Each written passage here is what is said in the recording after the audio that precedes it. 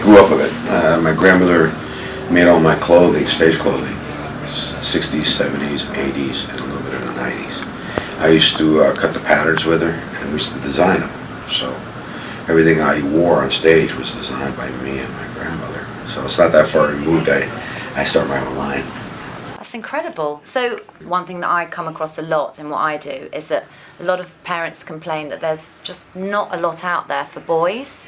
Correct. You've obviously got your son Hector. Is that what inspired you to, create this line? Well, it's part of it. It's part of it. What really excited me to do the line was that I went, when you have friends in other bands and even my band and stuff like that were having children, and there's nothing you could find that besides pink That and was blue. cool. And a lot of pink and blue. Yeah, pink and blue, yes. And I didn't think the stuff was reminiscent of what I want to give as my impression as a gift. Yeah. So I decided to start a line. So does your son have any input into what you designed? Do you show it to him? Yeah, I do, and he's brutally honest, and I love that.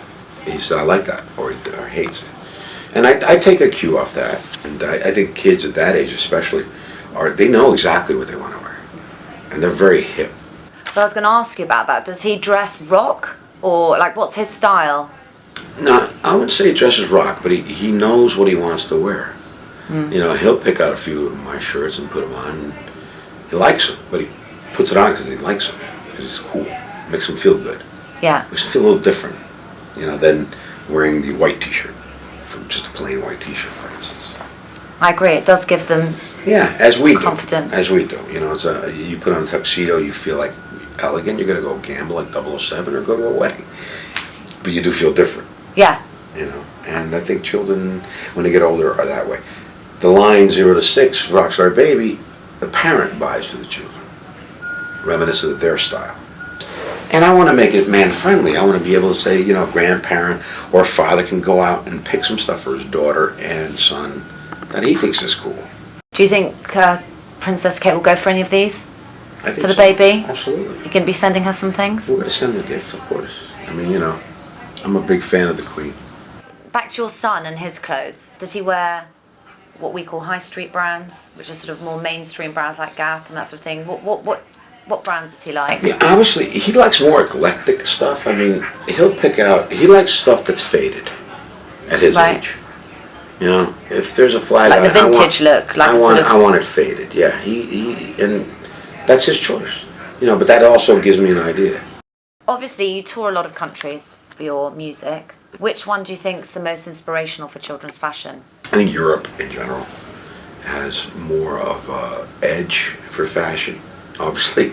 And which brands do you think are particularly good in children's fashion? Rockstar Baby. Obviously. I don't care for lines that make adult clothing into child wear. First of all, especially baby wear, because you can't put the same seams on hats and stuff like you do because of the soft plate on the baby. You have to take a lot of care. It's the dyes you use. There's all different rules. This is clothing made especially safe for babies. Yeah. The dye, all the way from the dyes to you name it, to the pacifiers that don't push the teeth. To the shoes, burger stuff because they're good for you. Yeah. This is made for that, and I don't like lines that make adult clothing into mini me clothing. Without any sort of extra thought for children, it's just let's just make that shrinky-dink. Correct.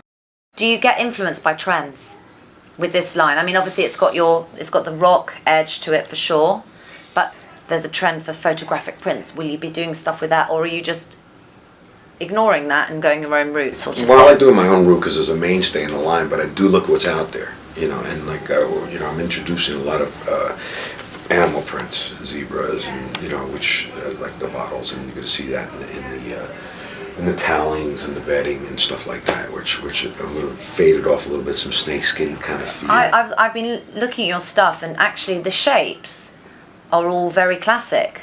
Mm-hmm. Yeah. But then you've twisted it. Just taking the prints, just giving it a little hipper. Yeah. Yeah. So being an artist as well as a musician, do you think there's enough done in today's schools to encourage the arts? Arts used to be pushed quite a bit, and they had a forerunning in education, art, music, and creativity. It's been pushed back. I know in the United States it has almost all off some schools' rosters completely, and I think that's happening all over the world. The problem with that is people think that academically they need to do all this academic stuff, and that's going to bolster creativity. No, wrong.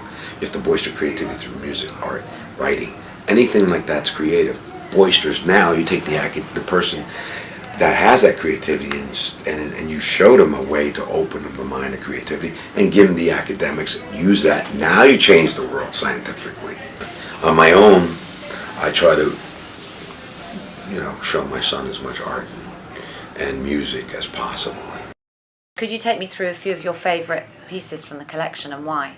These are made for those who do use pacifiers. Some children don't. They won't push out the teeth. They're made especially for the palate. They were designed by a German orthodontist, I understand. BPA free. Complete. Yeah. Complete. It's lovely. I think I quite want to have one in my mouth because it's so cool. Is it quite gift-led, would you say? Without a doubt. Right. Without a doubt. No, this is our new one, new design.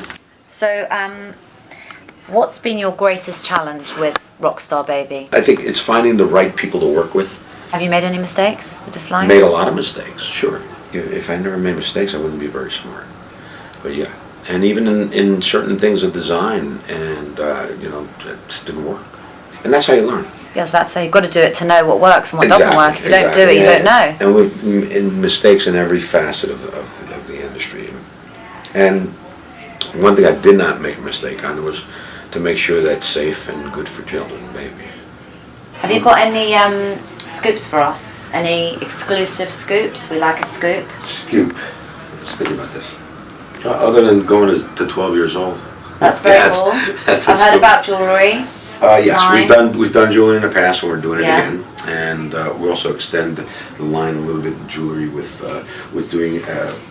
We would have this in solid silver, the caps, and clip-ons for silver, because you really want to give a really nice gift. I came up with some concepts right now that some stuff that we do as Latin, being Cuban, that we do for babies, and it's almost like little pendants with different stones, and it's done in gold, and we're doing rose gold. That's something that you give to your child and baby, but also they pass on. It's an heirloom. Yes. An heirloom. Yeah. And something for the men, which is going to be a surprise. Something for the daddies, and something for the mommies. My slogan is every baby's a star, and I treat them like a star. So in other words, their clothing should be reminiscent of what they are. You don't know if your child's going to be Prime Minister. I'm hoping mine will be the greatest artist in the world. Yeah. Musician, whatever. But every baby's a star. You don't know. So treat them that way right from the beginning.